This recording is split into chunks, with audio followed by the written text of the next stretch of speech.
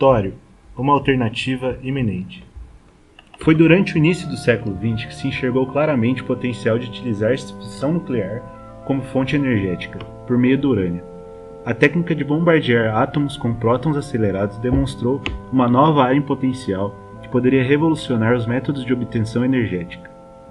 No ano de 1935, Enrico Fermi, físico italiano, viu que era possível ampliar os resultados desses experimentos ao utilizar nêutrons ao invés de prótons. Com a melhoria das tecnologias, a obtenção de energia por essa fissão controlada chamou cada vez mais a atenção da humanidade e se tornou uma importante fonte energética no mundo. A história da utilização comercial da fissão nuclear é recente e relativamente pequena, mesmo que seus impactos tenham sido de escalas antes inimagináveis, sendo estes positivos ou negativos. Foi na Rússia, no ano de 1954, que a primeira usina nuclear conectada a uma rede elétrica foi inaugurada. Somente 3 anos depois, em 1957, em Mayak, também no país russo, foi registrado o desastre de Kishtyn, sendo o terceiro mais sério acidente nuclear já observado na história.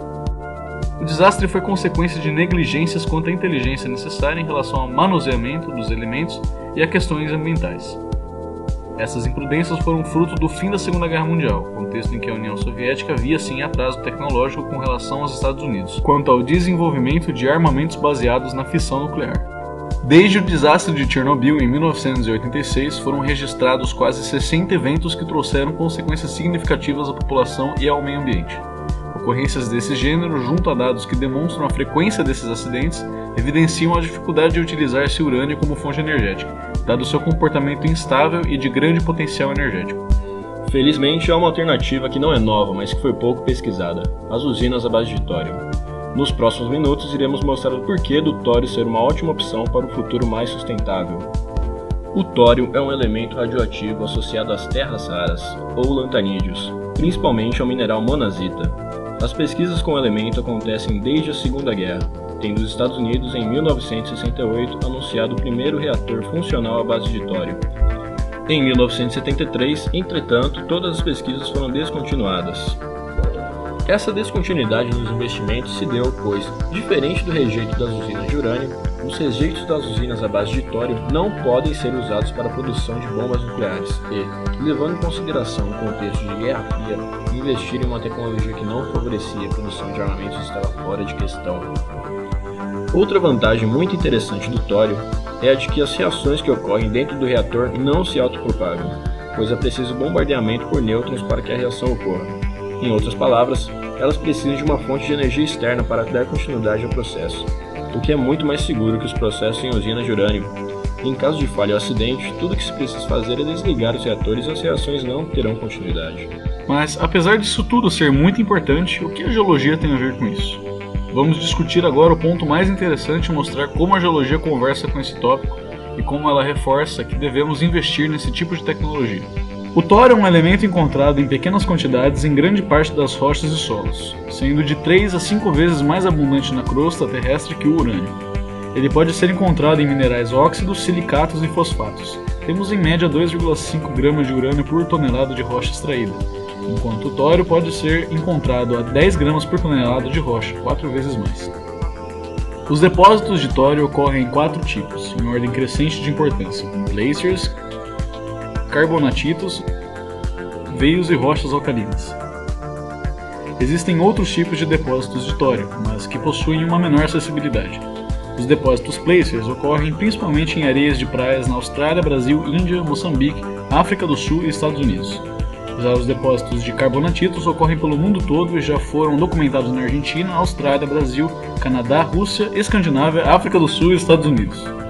Por fim, os depósitos de veio e rochas alcalinas ocorrem em todo o mundo, em lugares como no famoso depósito de Bayan-Obo, na China, rico em terras raras. Mas onde o Brasil entra nisso tudo?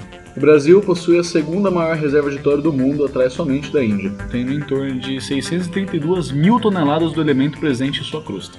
Essa quantidade supera, por exemplo, todas as reservas de tório da África somadas, o que mostra o grande potencial do Brasil na extração e produção de energia nuclear à base deste elemento. A monazita, encontrada principalmente nos depósitos placers, ocorre em areias nos estados do Espírito Santo, Rio de Janeiro, Ceará e Piauí, de onde se obtém como produto principal sais de terras raras e óxido de tório. Ela pode ser também encontrada em minério na região de Minas Gerais, Goiás e Tocantins e em depósitos sedimentares no Rio de Janeiro, Minas Gerais e Rio Grande do Norte. Devido à baixa demanda, a Índia e o Brasil são os únicos produtores de tório no mundo. Em relação ao urânio, estamos em 5º lugar no ranking de reservas mundiais, sendo que o tório pode produzir 29 vezes mais energia que o urânio. O processo de mineração do tório é outra grande vantagem em relação ao urânio. O primeiro ponto importante é a concentração de átomos de tório e de urânio em cada rocha. O urânio físsil 235, ou seja, aquele que pode ser usado para a produção de energia, representa cerca de 0,7% do urânio que ocorre naturalmente. Todo o resto encontrado na crosta terrestre é o urânio 238. Já o tório não precisa de fissão para produzir energia, portanto podemos aproveitar grande parte do tório encontrado na natureza, aumentando a quantidade de energia por quantidade de material retirado. Outro grande problema da mineração do urânio é que ela ocorre apenas para se obter o mesmo, enquanto o tório é por enquanto um subproduto da mineração de terras raras, e um subproduto ignorado. Ao extrairmos o lantânio, o neodímio e outros lantanídeos com valor comercial, extraímos também o tório, possível fonte de energia nuclear. Ao resolvermos esses dois problemas em apenas uma operação, diminuímos a quantidade de recursos necessários e diminuímos os inevitáveis danos ao meio ambiente que a mineração causa. A mineração de urânio se dá por túneis profundos, que acumulam gás radônio, produto do decaimento do urânio, sendo este um gás radioativo cancerígeno que traz muitos problemas aos trabalhadores das minas. Já as terras raras, por serem encontradas em depósitos placers, são mais superficiais, e então não produzem e não concentram o gás radônio. Em exemplo à abundância do elemento, a torita, mineral silicato de tório, costuma ser encontrada com diâmetro de 1,5 a 2,5 cm na rocha matriz intemperizada, associada à hematita, um óxido de ferro. Em ciclos de mineração, o tório é considerado como um contaminante, favorece a extração de minérios com pouco conteúdo deste elemento. Os lantanídeos, ou terras raras menos abundantes, como o túlio e lutécio, são mais abundantes que a prata e o bismuto, o que indica uma maior praticidade quanto ao acesso ao tório. Apesar de todas essas vantagens, temos um problema com o tório. Por ser pouco utilizado, não temos toda a tecnologia necessária para extração e uso de forma eficiente. Levando em consideração um futuro em que o uso da energia nuclear tende a crescer, é possível que, com investimentos por parte da indústria de energia e do fomentamento de pesquisas, os minerais de tório possam ser devidamente processados e utilizados como fonte de energia limpa. Na Lua não há carvão, petróleo ou gás natural, nem mesmo ventos para suprir uma usina eólica, além de que não é prática a utilização de energia solar através de painéis. A Lua é rica em depósitos de tório, sendo eles predominantes nas planícies basálticas conhecidas como Mare Imbrium. Ao conhecermos melhor esses depósitos e como extraí-los, eles podem ser grandes aliados na exploração do espaço em tempos futuros.